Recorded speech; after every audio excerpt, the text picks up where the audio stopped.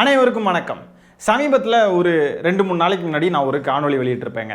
அபிஸ்டு அப்படின்ற ஒரு நூலாண்டி நம்ம மாண்புமிகு முதலமைச்சர் திரு மு க ஸ்டாலின் அவர்கள் வந்துட்டு அரசியல் களத்திலே இருக்க தகுதி இல்லாதவர் அப்படின்ற மாதிரி ஒரு காணொளி வெளியிட்டிருந்தான் அப்படின்றதுக்கு நான் என்னுடைய விமர்சனங்களை முன்வைத்து ஒரு காணொளி வெளியிட்டிருந்தேன்.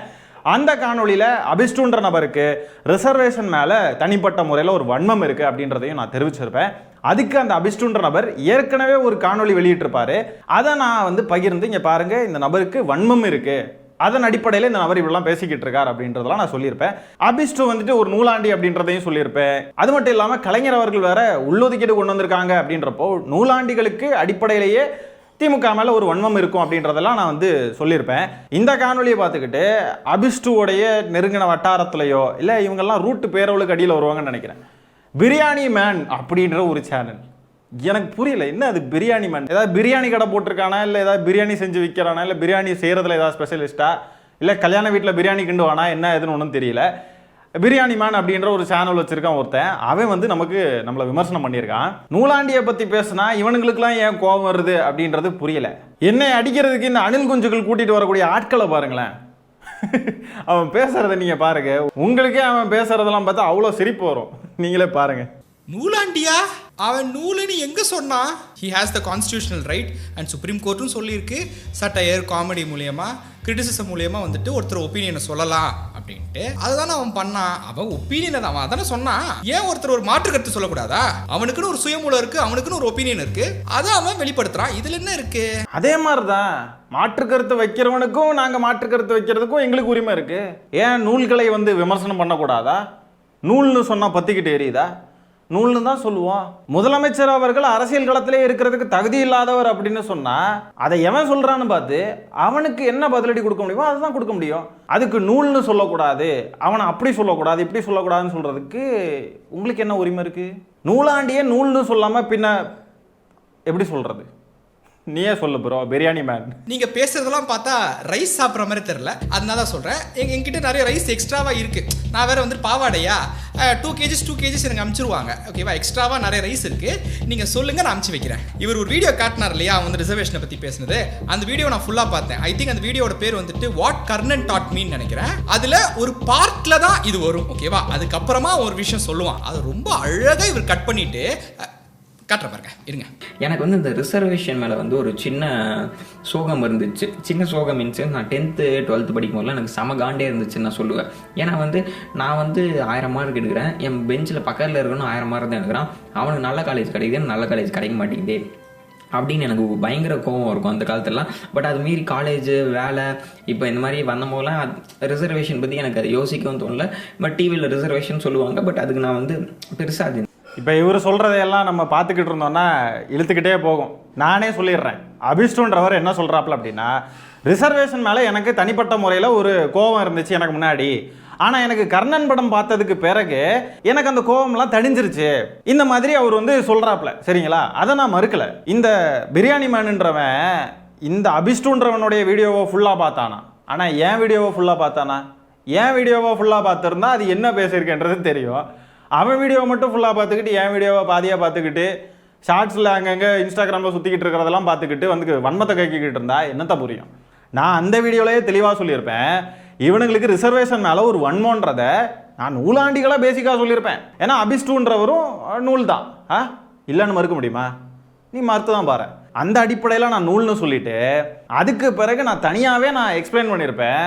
இந்த அபிஸ்டுன்றவருக்கு கர்ணன் படம் பார்த்ததுக்கு பிறகு தான் ரிசர்வேஷன் பற்றியே புரிதல் வந்துச்சான், அதுக்கு முன்னாடி அந்த புரிதல் இல்லைன்னு சொல்கிறாப்புல. அப்படின்னாக்க 2016 எப்படி கலைஞருக்கு வாக்களிச்சிருப்பார் அப்படின்றத நான் தெள்ள தெளிவாக கேட்டிருப்பேன். ஏன்னா அபிஸ்டு ஒரு காணொலி வெளியிட்டு 2012 நான் ஓட்டர் ஐடி வாங்கிட்டேன், நான் இனிமேல் கலைஞருக்கு தான் வாக்களிக்கணும்னு முடிவு பண்ணேன் அப்படின்னு சொல்கிறப்போ நான் அதுக்கு தான் கேள்வி எழுப்பியிருந்தேன். எப்படி 2021 ரிசர்வேஷன் பற்றின புரிதல் வந்துக்கிட்டு 2012 ஓட்டர் ஐடி வாங்கினவன் 2016 கலைஞருக்கு வாக்களிச்சிருப்பான்றதை நான் கேட்பேன். அவ்வளோ தெளிவாக நான் பேசியிருப்பேன் அந்த வீடியோவில்.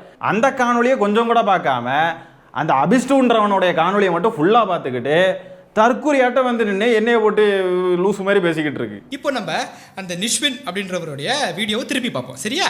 ரிசர்வேஷன் மேலே இவனுங்களுக்கு தனிப்பட்ட முறையிலே ஒரு பெரிய காண்டு இருக்குங்க. நிஷ்வின் ப்ரோ, என்ன ப்ரோ சாப்பிட்றீங்க? எனக்கு தெரிஞ்சே ஆகணும் ப்ரோ. என்ன ப்ரோ சாப்பிட்றீங்க? ஏன்னா இவ்வளோ மூளை இருக்கே உங்களுக்கு. நான் என்ன சாப்பிட்றேன்றதை தெரிஞ்சுக்க அவ்வளோ ஆர்வமாக இருக்கான் பையன். நூலை சொன்னால் இவனுக்கு கோவம் வருது. என்னவா இருக்கும்? ரூட்டோடைய பேரோலில் வரவனுங்களுக்குலாம் பாருங்க, அடிப்படையாக கொள்கைன்றதே இருக்காது. அப்படியே டிப்பிக்கல் அனில்ஸ் மாதிரியே தான் பிஹேவ் பண்ணுவானுங்க. கேட்டால் பிறப்புக்கும் எல்லா உயிருக்கும்ன்றானுங்க. நூலாவது என்னாவது. நீங்கள் ஏன் பாப்பானை எதிர்க்கிறீங்க? ஏன் அவங்க என்ன பண்ணி போட்டாங்க? அதெல்லாம் ஒன்றும் இல்லை, அவங்க ரிசர்வேஷன்லாம் அவங்களுக்கு எந்த பிரச்சனையும் கிடையாது அப்படின்றவானுங்க. இந்த அபிஷ்டுன்ற நபரே பார்த்தீங்கன்னா இந்த ரிசர்வேஷனை பற்றி பேசுகிறப்போ, எனக்கு ரிசர்வேஷன் பற்றின புரிதல் வந்துருச்சுன்னு பேசுகிறப்போ, அதை வெளிப்படையாக ஒத்துக்கிட்டு அதை ஒரு ப்ராப்பரான ஸ்டேட்மெண்ட்டாக டெலிவர் பண்ணுறதுக்கு அவருக்கு வந்து தயக்கமாக இருக்குது.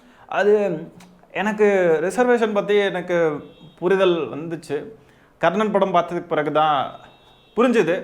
ரிசர்வேஷன் பற்றி எனக்கு புரிஞ்சுது அப்படின்னு சொல்லிட்டு ரொம்ப திக்கி தான் பேசுகிறாப்புல இல்லையா? வியூஸ்க்காக எதை வேணால் நக்கலாம். ஆனால் அடிப்படையில் அவங்க எப்படின்றத தமிழ்நாட்டு மக்கள் ஈஸியாக அனலைஸ் பண்ணிடுவாங்க. சரி, அவனை பற்றி பேசுனா இந்த பையனுக்கு ஏன் கோவம் வருது? பிரியாணி மேனுக்கு. இந்த பிரியாணி மேன் பார்த்தீங்கன்னா ஏற்கனவே என்னெல்லாமோ பல சிக்கல்களெல்லாம் மாட்டி நிறைய நடந்திருக்கு. யூடியூப்பில் லைவ் போட்டு போட போய் அப்புறம் கேஸ் ஆகி அது பெரிய பிரச்சனையாகி என்னெல்லாமோ ஆயிருக்குங்க. அது வேற கதை. அதெல்லாம் பற்றி நம்ம பேச வேண்டாம், அதெல்லாம் முடிஞ்சு போனது. இவர் எதுக்கு இப்போ தேவையில்லாமல் என்னையை வந்து கடிச்சு வைக்கிறாருன்றது புரியல. அணில் குஞ்சு இல்லையா? அப்படி தான் இருக்கும். சூப்பராக மேனிபுலேட் பண்ணுறீங்களே எப்படி? அடாடாடாடா, அருமையாக பண்ணுறீங்களே. அவன் எவ்வளோ அழகாக அவன் மிஸ்டேக்கை ஒத்துக்கிட்டு, நான் வந்து இந்த மாதிரி ஒரு ஐடியாவோட இருந்தேன், அதுக்கப்புறம் எனக்கு இந்த மாதிரி தாட்ஸ் வரலை, ஆனால் கர்ணன் படம் பார்த்த பிறகு தான் ரிசர்வேஷன் எனக்கு எவ்வளோ முக்கியம் தெரிய வந்துச்சு. ரிசர்வேஷன் இருக்கிறனால தான் நிறைய பேருக்கு ஆப்பர்ச்சுனிட்டி கிடைக்குது நான் வந்து தெரிஞ்சுக்கிட்டேன். கர்ணன் படம் வந்துட்டு இதனால தான் எடுத்திருக்காங்கன்ற மாதிரி நான் பார்த்தேன் அந்த படத்தை அப்படின்ட்டு எவ்வளோ தெளிவாக சொல்கிறான் அவன். அது எல்லாத்தையும் தெளிவாக இவர் கட் பண்ணிட்டு, ஜஸ்ட் பிகாஸ் அவன் ஒரு ஜோக் அடித்தான், அவன் வந்துட்டு ஸ்டாலின் சார் வந்து டிலீட் பண்ணிட்டான்ற அந்த ஒரு ஜோக்கு தான், அந்த ஜோக் அடிச்சிட்டான்றதுக்காக எப்படி பாருங்களேன் மிஸ்இன்ஃபர்மேஷன், மேனிப்புலேஷன். என்ன அது? ப்ளீஸ் நிஷ்வின் ப்ரோ, என்னதான் ப்ரோ சாப்பிட்றீங்க? நான் என்னமா சாப்பிட்டுட்டு போகிறேன்? நீ ஏன்டா பாப்பான் காலை கழுவி குடிச்சு பாப்பாங்கிட்ட வாங்கி பொறுக்கி தின்னுக்கிட்டு இருக்க? உன்னைய மாதிரி பாப்பாங்கிட்ட பொறுக்கி திங்கிறவன் நான் கிடையாது, சரியா? பையன் நான் என்ன சாப்பிட்றேன்னு ரொம்ப ஆசைப்பட்டு கேட்டுட்டு இருக்கேன். நான் சில வார்த்தைகளை விட வேண்டியது இருக்கும், நாகரிகம் கருதி நான் விடாமல் இருக்கேன். ஸ்டாலின் சாரை அந்த இதிலேருந்து டெலீட் பண்ணிட்டான் அப்படின்றதுனால அவன் ஜோக் அடிச்சானா. அந்த ஜோக்குக்கு நான் வந்து ரிப்ளை கொடுத்ததுக்கு இப்படி பொங்கிக்கிட்டு இருக்கிறானுங்க. சரி, ஸ்டாலின் சாரை ஜோக் அடிக்கிறது அதெல்லாம் அவங்களுடைய ரைட் தான், அவங்க பண்ணலாம், அதில் ஒரு தவறும் கிடையாது. அதை விமர்சிக்கிறதுக்கு எல்லா உரிமையும் எனக்கும் இருக்குது, எனக்கு உரிமை இல்லாமலாம் இல்லை. நான் விமர்சனம் பண்ணது ஏன் உங்களால் ஏற்றுக்க முடியல? ஸ்டாலின் சாரை டெலீட் பண்ணுறதை விமர்சனம் பண்ணக்கூடாதுன்னா அப்போ நான் இப்போ ஒன்று சொல்கிறேன். நீ பிரியாணி மேன்ற ஒரு யூடியூப் சேனல் நடத்துகிற, அந்த யூடியூப் சேனல் நடத்த உனக்கு தகுதியே கிடையாது, நீ எல்லாம் ஒரு ஆளே கிடையாது யூடியூப்பில் அப்படின்னு சொன்னால் உனக்கு கோபம் வராதா? உனக்கு ஆதரவளிக்கக்கூடிய 4 நபர்கள் வந்து என்னை விமர்சனம் பண்ண மாட்டாங்களா? அதே மாதிரி தான் நீங்கள் யாரை வேணால் கிரிட்டிசைஸ் பண்ணலாம். தமிழ்நாட்டு முதலமைச்சரை நீங்கள் வந்து அவன் வேணும் பேசலாம், அபிஷ்டுன்றவன் அப்படி தான் பேசி வச்சுருக்கான், ஒரு மேலே பேசலாம், நீங்கள் எல்லாம் பண்ணலாம். உங்களை மட்டும் யாரும் பேசிடக்கூடாதுன்னா இது என்ன மாதிரியான மனநிலை? அப்படி தாண்டா பேசுவான். என்ன பிடுங்குவ? பாப்பானுக்கு காலை கழுவி குடிச்சு வாழ்ந்துக்கிட்டு இருக்கக்கூடிய உனக்கே அவ்வளோ இருக்குன்னா எங்களுக்கு இருக்காதா? தமிழ்நாட்டுடைய முதலமைச்சரை ஒரு மேலே பேசுவீங்க, ஜோக் அடிக்கிறன்ற பேரில் அரசியல் களத்தில் இருக்க தகுதியே இல்லாத நபர்னு சொல்லி மக்கள் மத்தியில் இன்ஃப்ளூயன்ஸ் பண்ணுவீங்க. பார்த்துக்கிட்டு திமுகவை ஆதரவளிக்கும் நபர்கள் வந்து கடந்து போயிடணுமா? நாங்கள் இவனுங்க மட்டும் எல்லாரையும் ஜோக் அடிப்பானுங்களா, எல்லாரையும் கலாய்ப்பானுங்களா, எல்லாரையும் கிரிட்டிசைஸ் பண்ணுவானுங்களா? ஆனால் இவனுங்களை யாருமே கலாய்ச்சிடக்கூடாதான், யாருமே கிரிட்டிசைஸ் பண்ணிடக்கூடாதான், யாருமே மாற்றுக்கருத்து வச்சிடக்கூடாதான். அவனுங்க வைக்கிறதுக்கு பேர் மட்டும் மாற்றுக்கருத்து, நம்ம வைக்கிறதுக்கு பேர் மட்டும் ஐயோ இப்படி பண்ணிட்டாங்களே, ஐயோ நூல்னு சொல்கிறாங்களே, ஐயோ அப்படி சொன்ன நூலுன்னு தான் சொல்ல முடியும். பின்ன வேற எப்படி சொல்ல முடியும்? என்னத்தை சாப்பிட்டு ப்ரோ உங்க அறிவு இப்படி வேலை செய்யுது? Please, I just want to know, please tell me. மக்களை மேனிபுலேட் பண்ணுறது, மிஸ்இன்ஃபர்மேஷன் ஸ்ப்ரெட் பண்ணுறது, இதெல்லாம் வந்துட்டு கொத்தடிமைங்களுக்கு ஈஸியாக வர விஷயம். அதெல்லாம் இவரும் பண்ணுறாரு. கலைஞர் அவர்கள் உள்ளொதுக்கீடெல்லாம் கொண்டு வந்திருக்காரு அப்படின்றப்போ இன்னும் அதிகமான வன்மம்லாம் இருக்கும். ரிசர்வேஷன்ல SC/ST மக்கள் ஒரு பார்ட்டா கூட இருக்கக்கூடாதுன்னு நினைக்கிற ஒரு கேவலமான இழிவான பிறவிகள் தான் இவனுங்கெல்லாம். அவன் அப்படி சொல்லவே கிடையாது. ஆனால் அவனை வந்து நீங்கள் கேவலமான இழிவான பிறவிகள்ன்றீங்க. நீங்கள் என்ன பிறவி? எதுக்கு இந்த வேலையெல்லாம்? ஏன் அவன் கருத்தை அவன் சொல்லக்கூடாதா? அவன் ஜோக்கம் அடிக்கூடாதா? அவனுக்கு அந்த ஃப்ரீடம் இல்லையா? The constitution has given him the right. அப்புறம் என்ன? எல்லாரும் பிறக்கும் போதே வந்துட்டு ரிசர்வேஷனோட நாலேஜோட பிறக்க மாட்டாங்க. ஒரு சராசரி ஆளுக்கு அவன் லைஃப்ல ஏதோ ஒரு இன்சிடென்ட் மூலியமாவோ இல்லை ஏதோ ஒரு இண்டிவிஜுவல் மூலியமாவோ தான் சில விஷயங்கள் வந்து அவனுக்கு தெரிய வரும். ஓகேவா? அந்த மாதிரி கர்ணன் படம் மூலியமா ரிசர்வேஷனோட இம்பார்ட்டன்ஸ் எனக்கு தெரிய வந்துச்சுன்னு தானே அவன் சொல்றான். நானும் அதே கேஸ் தான். எனக்கு சின்ன வயசுல இருந்து யாரும் வந்துட்டு ரிசர்வேஷனோட இம்பார்ட்டன்ஸ் சொல்லவே கிடையாது. எல்லாம் தப்பு தப்பா தான் சொல்லிட்டு இருந்தானுங்க, மூளையை கழுவிக்கிட்டு இருந்தானுங்க. அதுக்கப்புறமா தான் நானே எஃபர்ட் போட்டு நானே படிக்க ஆரம்பிச்சேன், நானே 4 பேர்கிட்ட பேச ஆரம்பிச்சேன். அதுக்கப்புறம் தான் எனக்கே தெரிய ஆரம்பிச்சது ரிசர்வேஷன் எவ்வளவு இம்பார்ட்டன்ட்னு. பிறக்கும் போதே எல்லாரும் ரிசர்வேஷனை தெரிஞ்சுக்கிட்டுலாம் பிறக்க மாட்டாங்க, ஏதாவது ஒரு சுச்சுவேஷனில் தான் தெரிஞ்சுக்க முடியும் அப்படின்ட்டு இவர் ஒரு பாயிண்ட்டை முன்வைக்கிறார். ஓகே ஃபைன், நான் அதை வந்து மறுக்கலை. 2021 கர்ணன் படம் வந்ததுக்கு பிறகு தான் ரிசர்வேஷன் பற்றின புரிதலே வந்திருக்கு. அந்த நேரத்தில் அபிஷ்டுன்ற நபருக்கு 25-26 வயசு இருந்திருக்கணும். ஏன்னா அவர் தான் ஒத்துக்கிறார். கொரோனா டைமில் 25-26 வயசு தான் அப்படின்றத அபிஷ்டுன்ற நபர் தான் ஒத்துக்கிறார் ஒரு காணொலியில், ஒரு இன்டர்வியூவில்.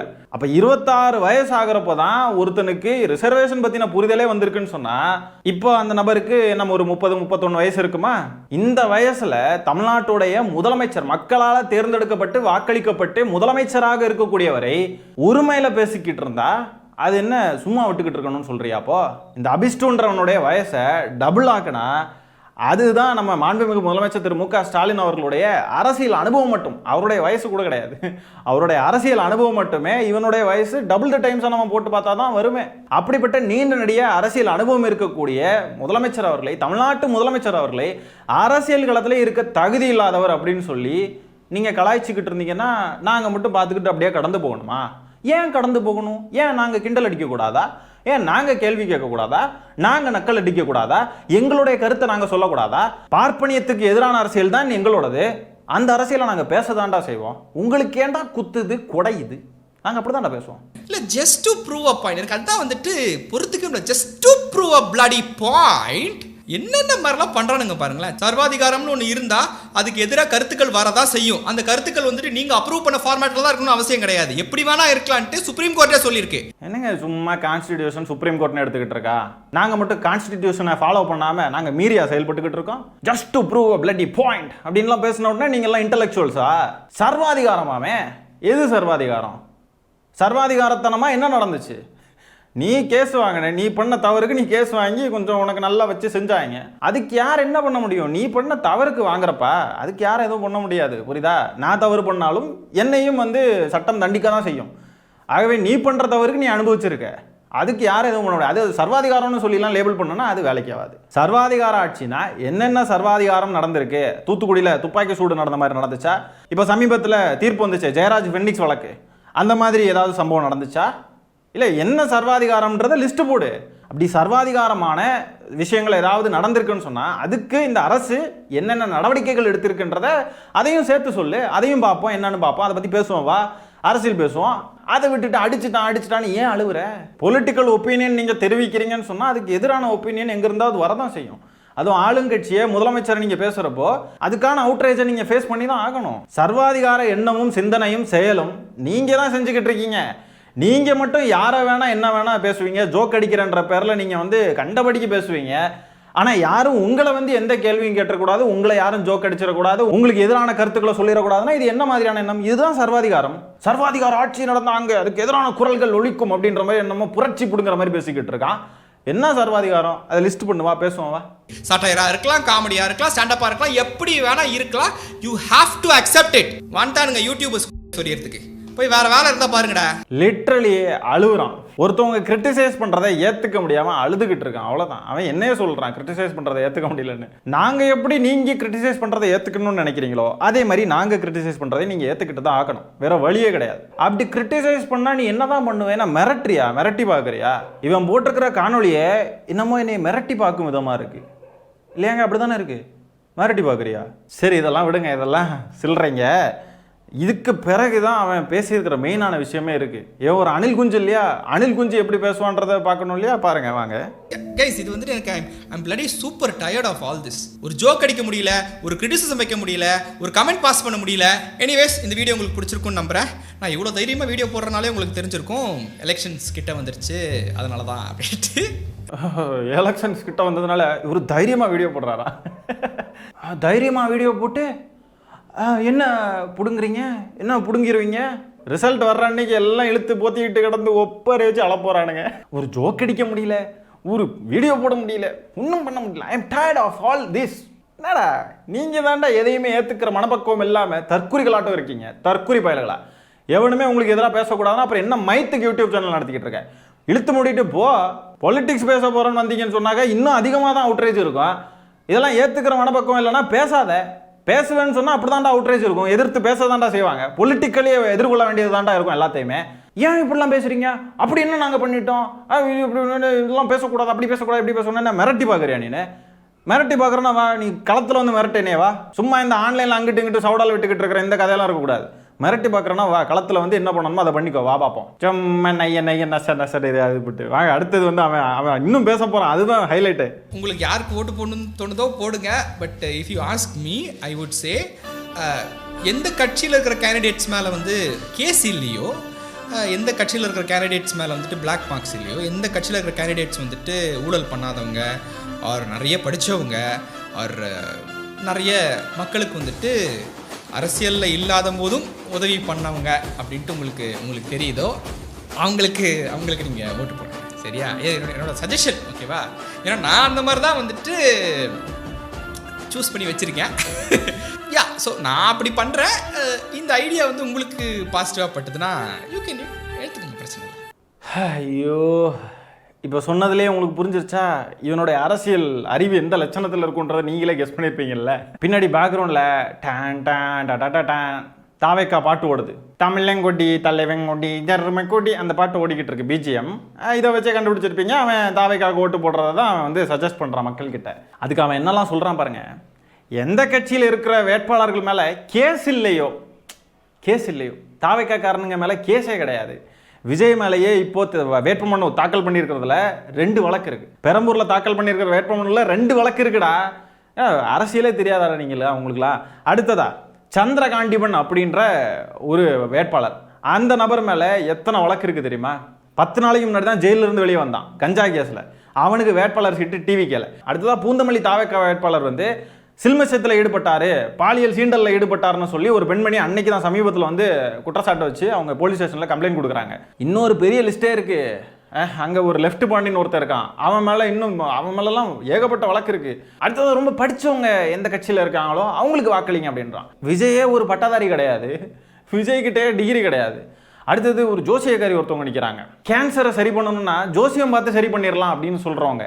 இவங்கெல்லாம் தான் படித்தவங்க, கேஸே இல்லாதவங்க. இவங்களுடைய வரலாறை இன்னும் தோண்டி எடுத்தோன்னு வைங்களேன், இந்த தாவேக்கா வேட்பாளர்கள் வரலாறுலாம் ரொம்ப நாரும். அடுத்ததான் முக்கியமாக ஊழலே பண்ணாத ஒருத்தருக்கு வாக்களிக்கணும் அப்படின்றப்பல விஜய் வந்து இன்கம் டேக்ஸ் கட்டாததெல்லாம் தெரியாது. விஜய் தன்னுடைய காருக்கு வரி ஏய்ப்பு பண்ணது தெரியாது. விஜய் வந்து புலி படத்துக்கு சில பல கோடிகளை மறைச்சு அதுக்கு ஃபைன் கட்ட சொல்லி அந்த ஃபைனையும் கட்டாமல் இருக்கிறதெல்லாம் தெரியாது. இன்னும் எவ்வளோ இருக்குது, எவ்வளோ ஊழல். படத்தோடைய டிக்கெட்டை பிளாக் டிக்கெட் விற்கிறாங்க, படத்தோடைய டிக்கெட்டை அதிகமான விலைக்கு விற்கிறாங்க. இதெல்லாம் ஊழல் இல்லையா? விஜய் இதெல்லாம் கண்ட்ரோல் பண்ணவே இல்லை. விஜயோடைய கட்சியில் மாவட்ட செயலாளர் பொறுப்புக்கு காசு வாங்கிட்டு தான் போடுறாரு. விஜயோடைய கட்சியில் வேட்பாளராக நிற்கிறவங்கலாம் பல கோடி ரூபா செலவு பண்ணியிருக்காங்க. நல்ல பெட்டியெல்லாம் பயங்கரமாக கை மாறி தான் எல்லாமே நடந்திருக்கு.